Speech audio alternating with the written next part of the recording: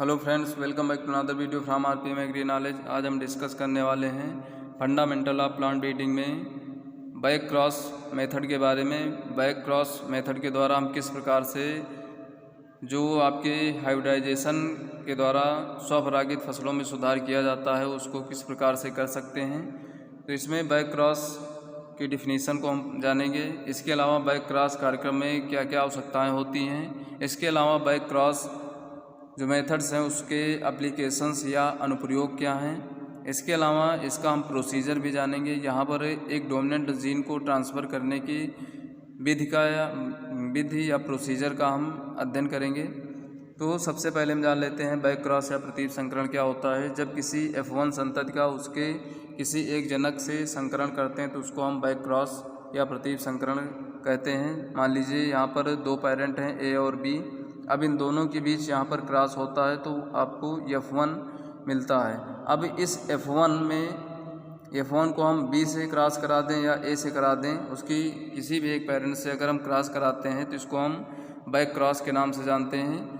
अब इसके बाद अगला पॉइंट है बैक क्रॉस ब्रीडिंग या प्रतीप संकरण प्रजनन।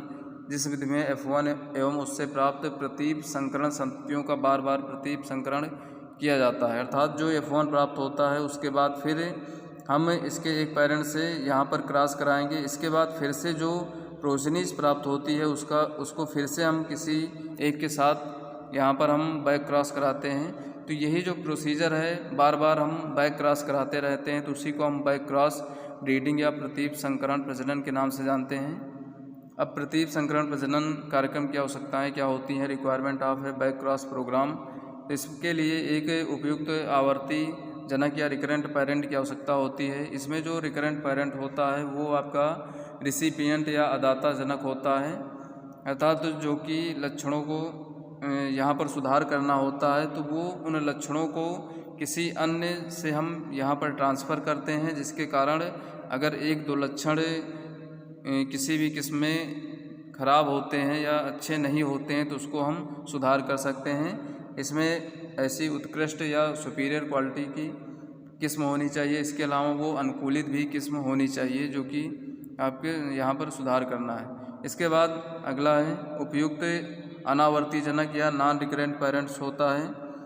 ये एक ऐसा विभेद होता है, लाइन होती है जिसमें लक्षण जो होते हैं वो उच्च परिमाण में उपस्थित होते हैं, अर्थात यहाँ पर जो नॉन रिकरेंट पेरेंट्स होता है वो डोनर पेरेंट्स होता है। वो उसमें जो आपके रिकरेंट पेरेंट में सुधार करना होता है, ऐसे लक्षण नॉन रिकरेंट पेरेंट में पाए जाते हैं तो इसको हम रिकरेंट पेरेंट में ट्रांसफ़र करते हैं, जिसके कारण एक नई किस्म यहाँ पर डेवलप हो जाती है और उसमें सुधार हो जाता है। और जिन लक्षणों में सुधार किया जाना होता है तो उनके वंशागतित्व का उच्च होना भी आवश्यक है। अब इसके बाद इसके अनुप्रयोग या एप्लीकेशंस क्या होते हैं। बैक क्रॉस मेथड के किसी फसल की एक किस्म से उनकी किसी अन्य किस्म में एक या दो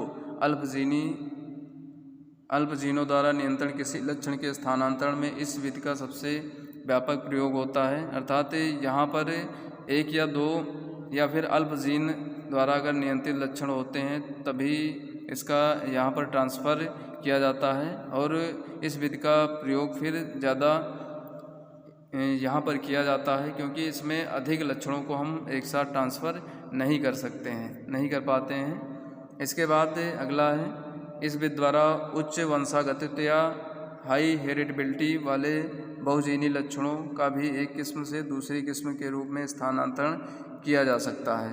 अगर उसमें हेरिडिबिलिटी अधिक है तो वहाँ पर हम पॉलीजेनिक जो ट्रेट्स होते हैं, लक्षण होते हैं, उसको भी हम दूसरी किस्म में स्थानांतरण कर सकते हैं। इसके अलावा अगला है किसी किस्म में उस फसल की किसी अन्य किस्म या उस फसल की संबंधी स्पीशीज का कोशिका द्रव्य का स्थानांतरण भी हम कर सकते हैं, अर्थात जीनों के अलावा भी जो साइटोप्लाज्म में उपस्थित जीन होते हैं उसका भी यहाँ पर हम ट्रांसफ़र कर सकते हैं। इसके अलावा समजीनी लाइनों का उत्पादन कर सकते हैं, जो आइसोजेनिक लाइन्स होती हैं उनका भी उत्पादन हम इसके द्वारा कर सकते हैं। इसके बाद इसमें जो एक प्रोसीजर दिया गया है कीट रोधता के लिए एक प्रभावी जीन का स्थानांतरण, इसमें हम डोमिनेंट जीन जो कि रस्ट रेसिस्टेंस के लिए रिस्पॉन्सिबल होता है उसको हम ट्रांसफ़र करेंगे। इसका प्रोसीजर आपका दिया गया है। तो यहाँ पर इसमें हम फर्स्ट ईयर में यहाँ पर जो डोमिनेंट जीन को हम रस्ट रेसिस्टेंस के लिए ट्रांसफ़र कर रहे हैं, इस विधि में एक उच्च उपज वाली या आपके हाईली एडाप्टेड, लेकिन वो आपकी जो किस्म होगी वो किट से ग्राही होगी। इसमें जो रिकरेंट पेरेंट ए है, और दूसरा यहाँ पर एक रस्ट से रेसिस्टेंस है जो कि आपका नॉन रिकरेंट पेरेंट बी है। इसमें डोमिनेंट जीन कैपिटल आर पाए जाते हैं। यहाँ पर ये प्रभावी जीन के द्वारा यहाँ पर नियंत्रित किया जाता है। इसमें दो पेरेंट्स हैं, एक है आपका नॉन रिकरेंट पेरेंट बी जो कि रस्ट से रेसिस्टेंस है, और दूसरा रिकरेंट पेरेंट है ए जो कि यहाँ पर ये रोग के प्रतिग्राही है, जो कि यहाँ पर आपके जीन जो कि यहाँ पर रिसेसिव कंडीशंस में पाए जाते हैं। अब यहाँ पर दोनों पेरेंट के बीच हम हाइब्रिडाइजेशन या संकरण कराते हैं, जिसमें एक आपका पेरेंट जो यहाँ पर ए है ये रोगग्राही है, और दूसरा जो पेरेंट है नॉन रिकरेंट ये यहाँ पर रोधी है या रेसिस्टेंस है। इसके बाद सेकेंड ईयर में हम क्या करते हैं, सेकेंड ईयर में जो F1 प्राप्त होती है उसको हम पौधों को उचित दूरी पर लगाते हैं, और फिर इनको हम यहाँ पर जो रिकरेंट पेरेंट ए है इससे हम बैक क्रॉस या प्रतीप संकरण कराते हैं। इसके बाद फिर थर्ड ईयर, और यहाँ पर जो बैक क्रॉस 1 जनरेशन्स प्राप्त हुई हैं, पीढ़ी प्राप्त हुई हैं, उसको हम फिर से रिकरेंट पेरेंट ए से यहाँ पर क्रॉस कराते हैं, हाइब्रिडाइजेशन कराते हैं। यहाँ पर जो आपके प्रोजनीज प्राप्त हुई हैं वो कम से कम यहाँ पर आधी ग्राही होंगी, और आधी यहाँ पर आपके रस्ट से रेसिस्टेंस किस्में प्राप्त होती हैं। फिर उसके बाद यहाँ पर कम से कम बैक क्रॉस जनरेशन में 10 से 15 पौधों का होना अनिवार्य होता है।